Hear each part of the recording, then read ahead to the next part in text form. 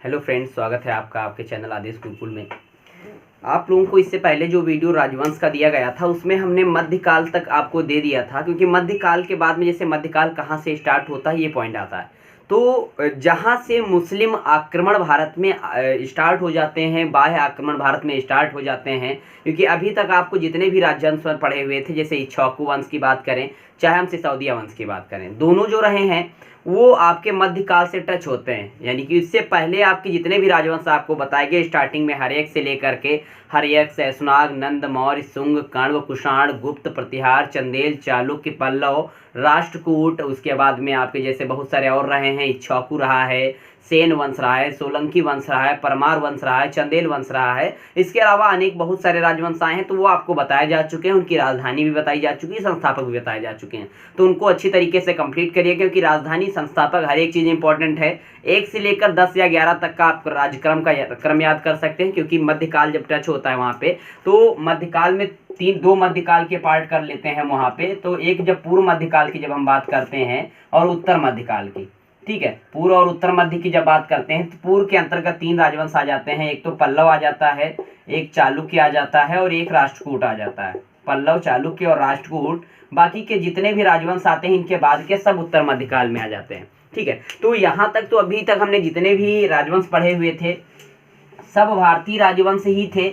तो उसमें हिंदू राजवंश, जैन, बौद्ध, हर एक धर्म से संबंधित थे। लेकिन अभी तक हमने कोई भी राजवंश जो था मुस्लिम धर्म का नहीं पढ़ा था। तो क्या होता है, कहाँ से ये राजवंश की परंपरा आती है और कहाँ से सल्तनत काल हमारा स्टार्ट होता है, क्योंकि सल्तनत काल हमारा, क्योंकि लगभग 12वीं सदी तक का हमने समय पढ़ लिया था। वहाँ के जितने भी राजवंश थे, संस्थापक, राजधानी, सब अच्छी तरीके से कंप्लीटली याद करिएगा। उसके पश्चात क्या होता है, 1191, वैसे 1000 के समथिंग में, 1025 में सोमनाथ आक्रमण, मंदिर जो था गुजरात वाला, वहाँ पे आक्रमण हुआ था, महमूद गजनवी ने किया था। तो आक्रमण स्टार्ट हो चुके थे। मतलब क्या होता है, जैसे आप पाल शैली पढ़ते हैं तो पाल शैली आक्रमणों की वजह से ही मिनिएचर पेंटिंग का रूप धारण करती है, क्योंकि उससे पहले भित्ति चित्रण की परंपरा पूर्णतः हावी थी। लेकिन वहां से जब बाह्य आक्रमण होने लगे तो बाहरी जो शासक आते थे वो चित्रों को नष्ट कर देते थे, दीवारों पे बनाने के लिए बने हुए चित्रों को नष्ट कर देते थे। इसीलिए जो शासक थे और चित्रकार थे उन्होंने धरातल को छोटा किया था। तो वहां से बाह्य आक्रमण आने लगे थे, लेकिन कोई भी ऐसा शासक नहीं आया था, चाहे महमूद गजनवी की बात करें,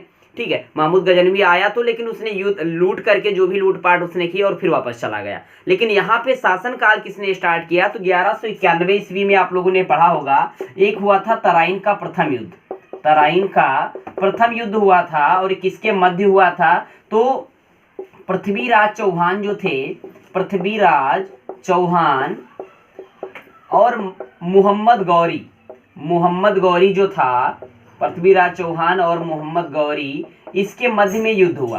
तो तराइन का जब प्रथम युद्ध हुआ 1191 ईस्वी में, तो इसमें मोहम्मद गौरी पृथ्वीराज चौहान से हार गया। ठीक है, फिर उसके पश्चात 1192 ईस्वी में तराइन का द्वितीय युद्ध हुआ। तराइन का द्वितीय युद्ध, सेकंड युद्ध हुआ, तो उसमें पृथ्वीराज चौहान जो था वो मोहम्मद गौरी से हार गया। पृथ्वीराज चौहान जो था वो मोहम्मद गौरी से हार गया। गौरी से वो हार गया, मतलब यहाँ पे जो था वो गौरी विजेता हो गया। तो भारत में इसने शासन स्टार्ट कर दिया। क्या हुआ, ये अपने साथ एक दास लेकर आया था, कुतुबुद्दीन ऐबक को। अपने साथ एक दास लेकर आया था, कुतुबुद्दीन ऐबक को। तो इसने क्या किया, इसी दास को इसने भारत का शासक बना दिया, दिल्ली का शासक बना दिया। ठीक है, तो यहीं से इसी शासक ने भारत में गुलाम वंश की नींव डाली थी भारत में, जहां से सल्तनत काल या मुस्लिम शासन स्टार्ट होता है, क्योंकि उसके पहले कहीं पे भी मुस्लिम शासन भारत में नहीं था। ठीक है, इसलिए उसको ध्यान रखिएगा कि कहाँ से स्टार्ट हुआ, तो मोहम्मद गौरी का दास था, इसीलिए उसको गुलाम वंश कहा गया था। तो जैसे हम यहाँ से ही हम सल्तनत काल मानेंगे, और सल्तनत काल जो हम बात करते हैं वो पूर्णतः दिल्ली के राजवंश रहेंगे। सल्तनत काल के अंतर्गत आपके 5 राजवंश आते हैं, तो इनका क्रम भी ध्यान रखिएगा। शासक, संस्थापक कौन रहा, राजधानी सबकी दिल्ली ही आएगी। तो जैसे हम सल्तनत काल की बात करेंगे, सल्तनत काल, तो सल्तनत काल की जो राजधानी थी, जितने भी राजवंश इसके थे सबकी राजधानी जो थी कहाँ पे स्थापित थी, तो सबकी राजधानी जो थी वो दिल्ली में स्थापित थी। कहाँ पे थी, तो दिल्ली में थी। कितने राजवंश आते हैं इसके अंतर्गत, तो सल्तनत काल के अंतर्गत टोटल 5 राजवंश आते हैं। टोटल 5 राजवंश आएंगे।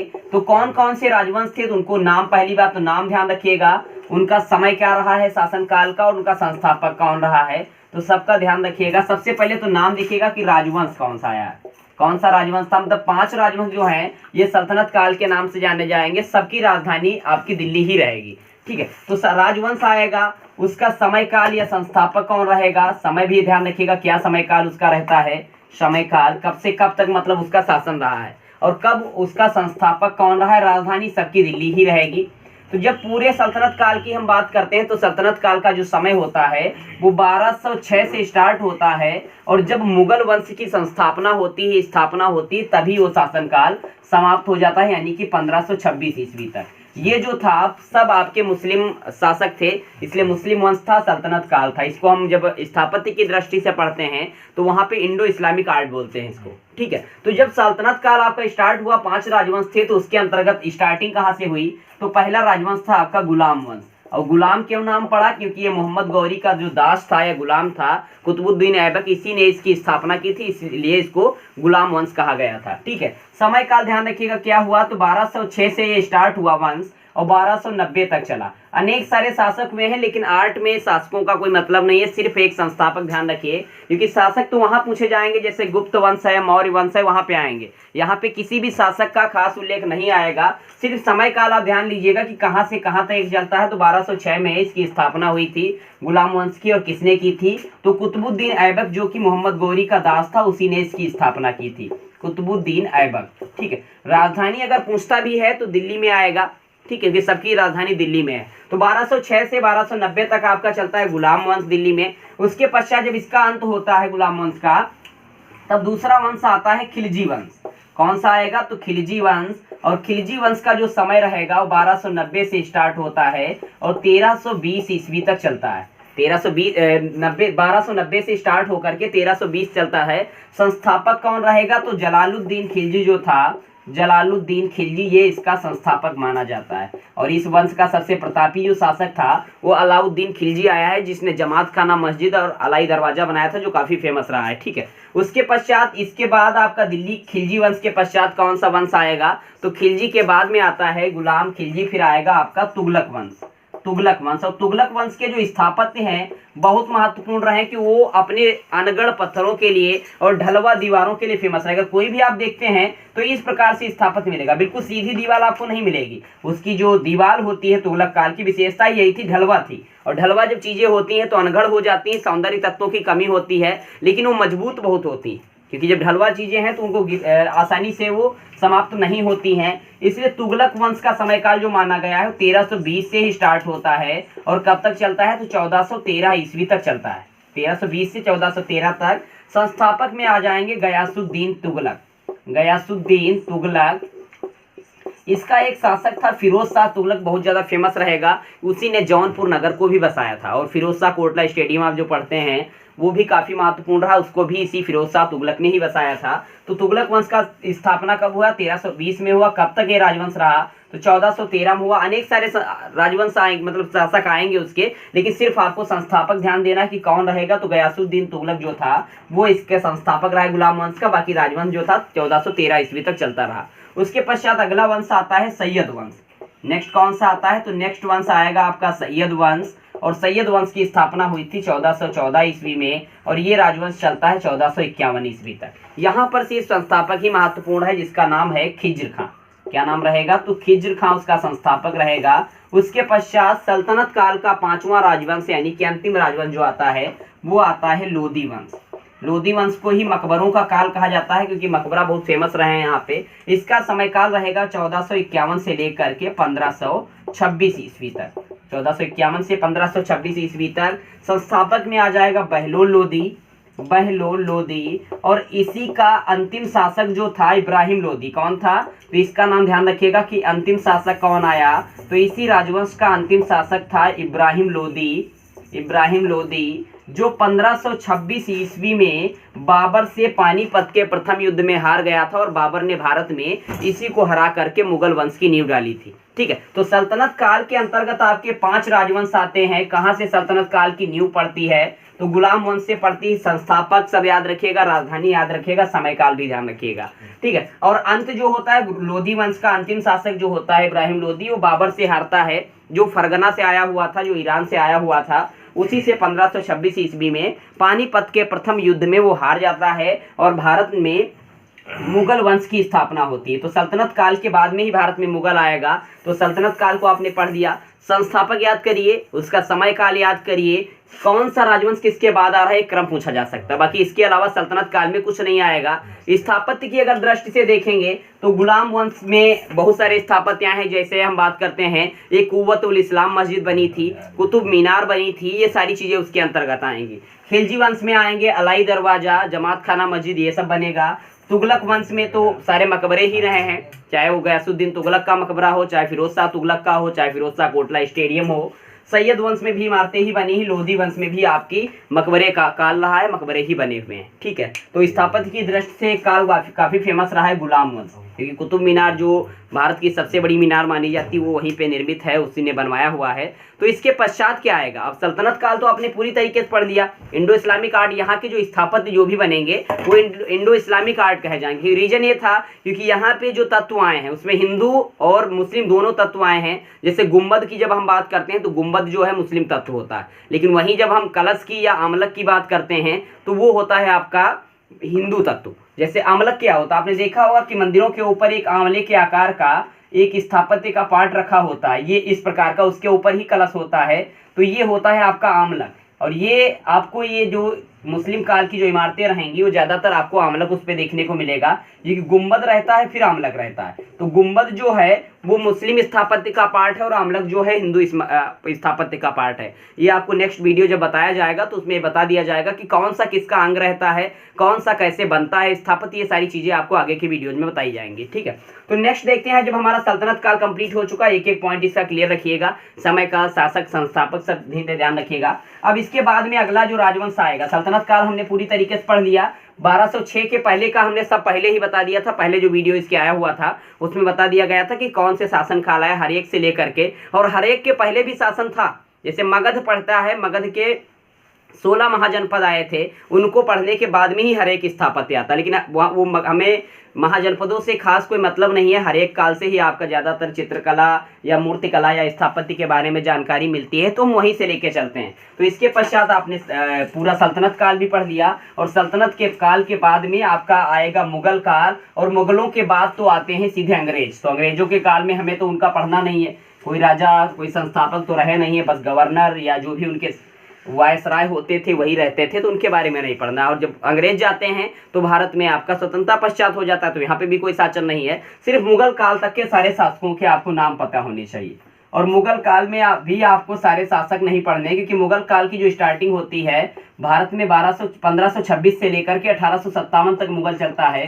क्योंकि जब प्रथम स्वाधीनता संग्राम 1857 में हुआ था, वो बहादुर शाह जफर जो था और अंग्रेजों के मध्य हुआ था। तो बहादुर शाह जफर, वो बहादुर शाह सेकंड ही था जिसको जफर की उपाधि मिली थी, जिसको बहादुर शाह जफर कहा गया था।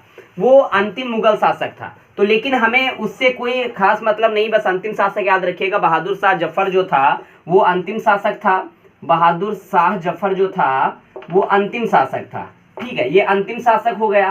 पहला शासक जो होगा बाबर होगा। तो ये शासनकाल जो पूरा चला है 1526 से 1857 तक, और बहादुर शाह जफर को ही रंगून भेज दिया गया था, और अंतिम जो उसकी मृत्यु हुई थी रंगून में हुई थी। ठीक है, अब बाबर से स्टार्ट होकर के बहादुर शाह जफर तक ये शासन चलता है, लेकिन हमें सिर्फ कला और स्थापत्य की दृष्टि से ही देखना है। तो कहाँ तक चलता है, संस्थापक तो वैसे भी आपको पढ़ना पड़ेगा, बाबर था, क्योंकि इसके काल में भी बिल्डिंग बनी हुई है, कई सारे स्थापत्य बने हुए हैं। जैसे एक 4 बाग पद्धति की बात करते हैं, बाबर ही भारत लाया था। उसके पश्चात हुमायूं रहा है। तो हुमायूं अपने साथ 2 फारसी चित्रकारों को लेकर आया था, इसलिए फेमस रहेगा। फिर अकबर के काल में मुगल शैली की ही स्थापना हो जाती है, अनेक स्थापत्य बने हैं। उसका पुत्र जहांगीर आता है, जहांगीर का पुत्र शाहजहां। शाहजहां के काल में ही चित्रकला का अंत होने लगता है, लेकिन पूरी तरीके से जो अंत होता है वो औरंगजेब के काल में होता है, क्योंकि एक कट्टर मुस्लिम शासक था। ठीक है, तो उसी से स्टार्ट करके हम आपको औरंगजेब तक लेकर चलेंगे कि कहाँ से वंश की स्थापना हुई और कहाँ पे कला का अंत हो गया। सिर्फ कला के बारे में ही आएगा, बाकी आपको तो कहीं पे भी हिस्ट्री में अगर आप पढ़ते हैं तो राजवंश और राजाओं के नाम तो हर जगह मुगल काल के मिल जाएंगे। ठीक है, तो देखिएगा उसी के साथ में आपको सारी चीजें कंप्लीट करनी है, केवल शासकों के नाम ही नहीं, अन्य भी चीजें हैं जो आप कंप्लीट कर सकते हैं। पहले समय याद रखिएगा, 1526 से लेकर 1857 ईस्वी जो है पूरा मुगल काल का समय रहेगा। तो सबसे पहले तो याद रखिएगा शासक कि शासक कौन था, फिर उसके बाद उसका शासन काल की हम बात करेंगे, फिर उसके पश्चात उसके शासन काल की बात करेंगे, कब से कब तक उसका शासन काल चलता है, फिर उस शासक का जन्म कब हुआ, ठीक है, और उस शासक की मृत्यु कब हुई, सारी चीजें एक साथ लेके चलेंगे। और उसके पश्चात में उस शासक का मकबरा कहाँ है, क्योंकि मकबरे बहुत महत्वपूर्ण रहेंगे, हर एक शासक का मकबरा बहुत ही महत्वपूर्ण रहेगा। अब उसके बाद जो चीजें हैं वो आपको ऐसे ही बता दी जाएंगी, उसको आप नोट कर सकते हैं। ठीक है, जैसे हम बात करते हैं पहला शासक जो आएगा, क्योंकि संस्थापक जो था मुगल काल का या मुगल वंश का, वो संस्थापक था बाबर। संस्थापक कौन था, तो बाबर था संस्थापक, इसी को जहीरुद्दीन मोहम्मद बाबर कहते हैं। ठीक है, तो बाबर जो था पहला शासक आया, और भारत में इसने कब से कब तक शासन किया, शासन काल का समय ध्यान रखिएगा, तो 1526 से लेकर के 1530 तक इसने शासन किया, और 30 में इसकी मृत्यु हो गई। ठीक है, जन्म इसका जो हुआ था 1483 ईस्वी में हुआ था, मृत्यु का समय तो 1530 आपका लिखा हुआ है। इसका मकबरा कहाँ है, मकबरे बहुत ध्यान रखिएगा, क्योंकि ये ऐसा शासक था जिसको 2 बार दफनाया गया था। पहले इसको आगरा में दफनाया गया जब इसकी मृत्यु हुई थी, उसके पश्चात इसका जो मकबरा बना या इसकी जो लाश गई वो चली गई काबुल, जो अफगानिस्तान की राजधानी है। तो वर्तमान में इसका जो मकबरा है वो काबुल में ही है। तो लिख लीजिएगा मकबरा कहाँ है, तो पहले था आगरा में, पहले कहाँ था, तो पहले था आगरा में, और वर्तमान में कहाँ है, तो वर्तमान में रहेगा काबुल में। वर्तमान में काबुल जो अफगानिस्तान में है, तो काबुल में वर्तमान में है। और कभी भी पूछा जाता है कि वर्तमान में, तो काबुल ही सही होगा। और ये भी पूछा जा सकता है कि ऐसा कौन सा मुगल शासक था या ऐसा कौन सा शासक था जिसको आत्मकथाओं का राजकुमार कहा गया है, तो सबसे पहले बाबर ने ही अपनी आत्मकथा लिखी थी तुजुके बाबरी के नाम से, तुर्की भाषा में। ठीक है, तो उसके पश्चात जब बाबर की मृत्यु हुई तो उसके पश्चात आया उसका पुत्र हुमायूं, और बाबर के और 3 पुत्र थे, हुमायूं भी था, कमरान भी था, अस्करी भी था, हिंदाल भी था, 4 भाई थे, जिसमें सबसे बड़ा था हुमायूं, और हुमायूं ही राजा बना था। तो हुमायूं क्या हुआ, 1530 में तो ये राजा बन गया, और 1540 तक इसने भारत में शासन किया। 40 में कन्नौज का युद्ध हो जाता है, 39 में चौसा का युद्ध हुआ था, और 40 में कन्नौज का युद्ध। तो चौसा के युद्ध में तो शेरशाह सूरी से ये जीत गया, लेकिन कन्नौज के युद्ध में वो उससे हार गया, तो इसको भारत छोड़ना पड़ा और ईरान जाना पड़ा। ये प्रवास काल में था, तो 1540 में चला जाता है, 1540 में ही भारत में सूरी वंश की स्थापना हो जाती है। लेकिन हम मुगल काल के बारे में पढ़ रहे हैं तो सिर्फ उसका नाम ध्यान रखिएगा। सूरी का वंश की स्थापना होती है 1540 में, सूरी वंश आता है, और 1545 तक ही रहता है, क्योंकि जो उसका संस्थापक था शेरशाह सूरी, उसका 45 में ही मृत्यु हो जाती है। वो कालिंजा दुर्ग के घेरे का निरीक्षण कर रहा होता है, और तोप का गोला उसे लग जाता है, और तोप का गोला लगने के कारण ही उसकी मृत्यु हो जाती है। तो सूरी वंश जो था वहीं पे समाप्त हो गया। तो उसके पश्चात फिर से बाहरी जो शासक रहे हैं, जैसे ईरान के सुल्तान शाह इस्माइल रहे हैं, उनके सहयोग से इसने भारत में फिर शासन किया है। 1555 में फिर वापसी ये किया है हुमायूं, और 1556 में इसकी मृत्यु हो गई थी। ठीक है, मतलब 30 से 40 तक शासन किया। 40 से 55 का बीच जो था प्रवास काल का समय था, बीच में सूरी वंश था, और 56 में इसकी मृत्यु हो गई थी, सीढ़ियों से गिरकर, जो दीनपनाह नगर का जो पुस्तकालय था उसी से गिरकर इसकी मृत्यु हो गई थी। तो शासनकाल 1530 से 40 आया, 1556 2 समय काल इसके आ जाते हैं। और इसका जन्म हुआ था 1508 ईस्वी में।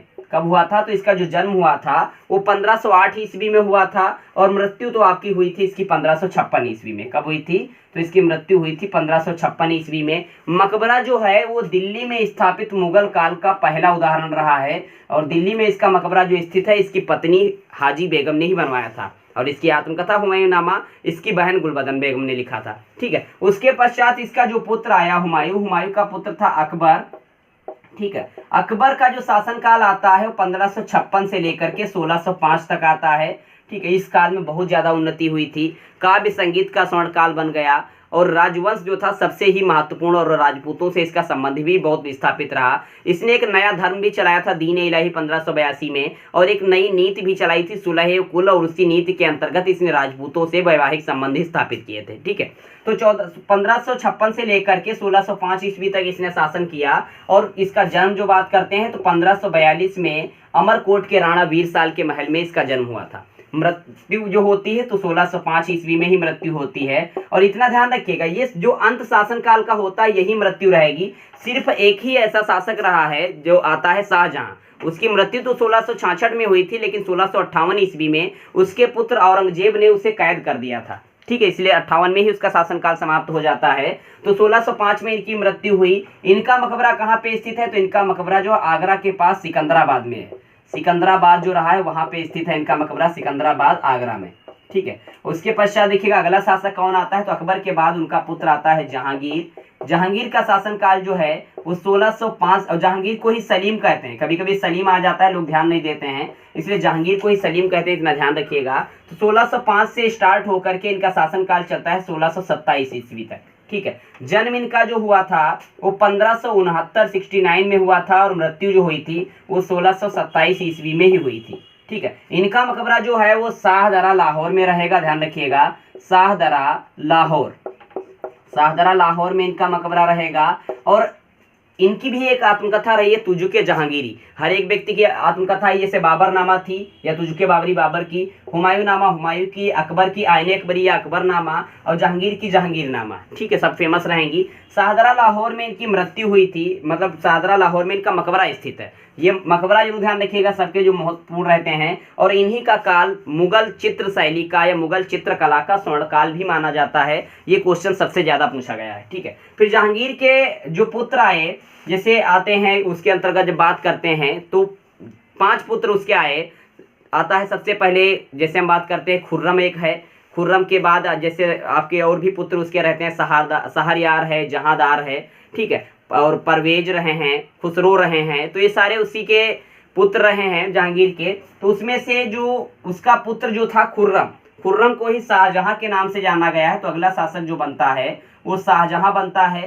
शाहजहां का जो शासनकाल स्टार्ट होता है 1627 से लेकर के 1658 तक चलता है, ठीक है। लेकिन इसका जन्म जो होता है वो होता है आपका 1592 ईस्वी में, और मृत्यु जो होती है वो 1658 में ना होकर के इसकी मृत्यु होती है 1666 में, क्योंकि इसका जो पुत्र होता है औरंगजेब, उसको कैद करा करके जो दिल्ली का लाल किला रहा है, सॉरी आगरा का लाल किला रहा है, उसमें एक मुसम्मन बुर्ज एक बिल्डिंग है, ठीक है। मुसम्मन बुर्ज होता क्या है, तो ये शाहजहां ने स्थापित किया था। शाही महल की जो स्त्रियां थी उनको युद्ध दृश्य जो देखने होते थे, दृश्य युद्धों के जो दृश्य देखने होते थे, युद्ध देखने होते थे, तो उनके लिए ही उसका निर्माण कराया गया था। तो उसी में उसने मुसम्मन बुर्ज में ही इनको कैद करा दिया था शाहजहां को 1658 ईस्वी में, और 1666 ईस्वी में बंदी अवस्था में ही इनकी मृत्यु हो गई थी। ये क्वेश्चन काफी पूछा जाता है, इसको ध्यान रखिएगा, किस भवन में इनको कैद कराया था, तो मुसम्मन बुर्ज आगरा में इनको औरंगजेब ने कैद कराया था।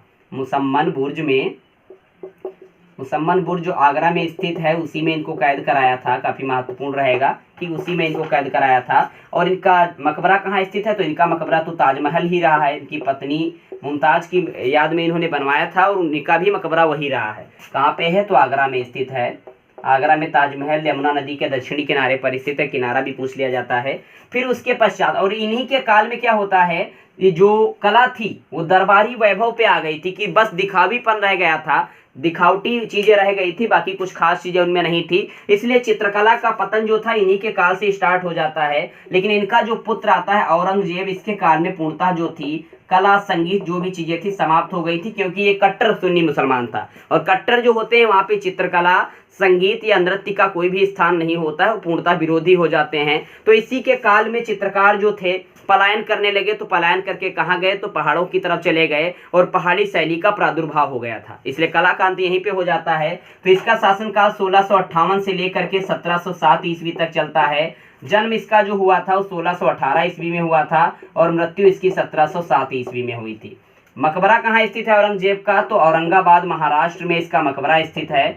औरंगाबाद महाराष्ट्र में इसका मकबरा स्थित है, और चित्रकला का पूर्णतः ये हंता माना गया है। इसके पश्चात कई शासक आए हैं, जैसे अकबर सेकेंड एक रहा है, बहादुर शाह प्रथम रहा है, बहादुर शाह द्वितीय या जफर जो रहा अंतिम शासक रहा है। लेकिन यहीं पे चित्रकला का अंत हो जाता है, इसलिए हम यहीं पे इसको एंड कर देते हैं। इतने शासकों के बारे में आगे आप पढ़ेंगे तो इनको अच्छी तरीके से क्लियर कर लीजिएगा कि कौन शासक आया, कब जन्म हुआ, कब मृत्यु हुआ, शासन काल का टाइम पीरियड क्या रहा है, क्या चीजें महत्वपूर्ण रही, सारी चीजें आपको कंप्लीटली बताई जा चुकी हैं, ठीक है। तो अब इसके बाद क्या होगा, अब इसके बाद जैसे मुगल 1857 में समाप्त होगा, तब भारत में अंग्रेजों का अधिकार हो जाएगा, और अंग्रेजों के बाद में तो आधुनिक हम स्वतंत्र हैं ही, तो उससे कोई आपको मतलब नहीं है। मुगल काल तक ही आपको राजवंश के बारे में ध्यान देना है, क्या चीजें रही हैं, कौन शासक आया, क्या समय काल, कब जन्म, कब मृत्यु रहा है, ये सारी चीजें आपकी पूरी तरीके से कंप्लीट हो चुकी हैं, ठीक है। तो राजवंशी परंपरा जो थी भारत की वो पूरी तरीके से आप याद कर चुके हैं। इससे बाहर आपका कभी भी कोई राजवंश पूछा भी नहीं जाएगा, ठीक है। वैसे तो आपके बहुत सारे राजवंश आते हैं कि क्षेत्र के हिसाब से आने लगते हैं,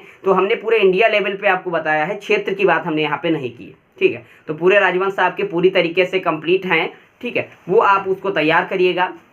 आगे की वीडियोज़ का वेट करिएगा, क्योंकि इससे बेटर आपकी चीज़ें दी जाती रहेंगी, ठीक है। और अगर चैनल को सब्सक्राइब नहीं किया है तो कर लीजिएगा। Thank you.